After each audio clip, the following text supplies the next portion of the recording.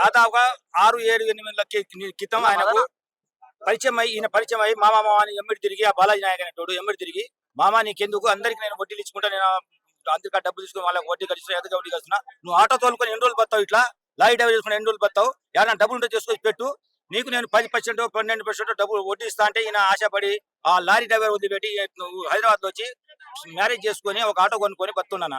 బతుంటే ఆ చుట్టాల మొత్తం తీసుకుపోయి అరే ₹1 నాకు వస్తుంది, ₹1 మీకు ఇస్తా అని వీళ్ళతో చెప్పి ఈయన తీసుకొచ్చిన డబ్బులు తీసుకొచ్చి ఆ బాలయ్య నాయక్ ఇచ్చేసిండు. ఇచ్చేసినాక నా 3-4 నెలలకే చలో దుకాణం లేపేసిండు. ఎప్పుడు ఫోన్ చేసినా ఫోన్ లేపడు, ఏం లేపడు, ఏడా ఉన్నామంటే ఏడా అసలు ఇంత కూడా స్విచ్ ఆఫ్ మొత్తం ఎప్పుడు లేపడు ఫోన్లు. లాస్ట్ కు మీడియా వాళ్ళు మీద వచ్చేసి అప్పుడు కేసు బుక్ చేసి పల్లె పోయి కేసు పెట్టినాం, ఆయన మీద 40 లక్షలు తీసుకొని కేసు పెట్టినాం. ఆ కాగితాలు కూడా ఉన్నాయి.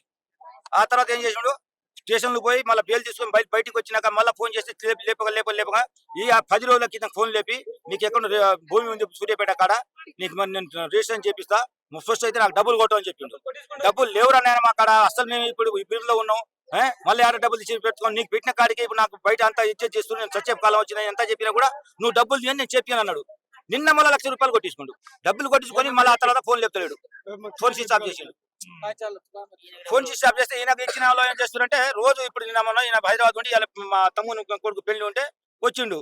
వస్తే ఇప్పుడు ఇచ్చిన బాధ్యతలు ఏం చేస్తారు, నువ్వు డబ్బులు కట్టు, ఇప్పుడు నేను పోనీయం, నువ్వు లేకపోతే భూమి అమ్ముతావు ఏం చేస్తావు, డబ్బులు కట్టు అంటే అదే టెన్షన్ లా ఇక టెన్షన్ పడి నా ఇజ్జత్ మొత్తం పోయి, నేను ఎప్పుడు అప్పులు తీసుకోలేదు, ఈ లంచడుకులు మొత్తం పరిశాన్ అయిపోయినా అని చెప్పి భార్యతోటి చెప్పి ఎట్టాగో నేను పోతా, ఇక నేను బతికే పరిస్థితే లేదని అదే టెన్షన్ పెట్టుకుంటే బతలాడి ఆపినాం.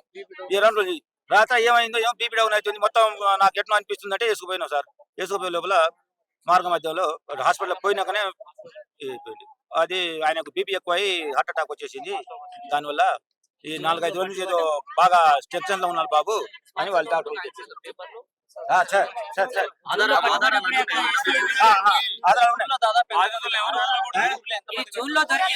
దాదాపుగా 1000 మంది ఇక్కడ ఈ ఊర్లోనే 1000 మంది మధుకాడ, భీమ్లా కాడ, అదేదో మళ్ళా కవిత అంట, ఈ బాలాజీ, మళ్ళా గౌతమ్, మంగ్లీ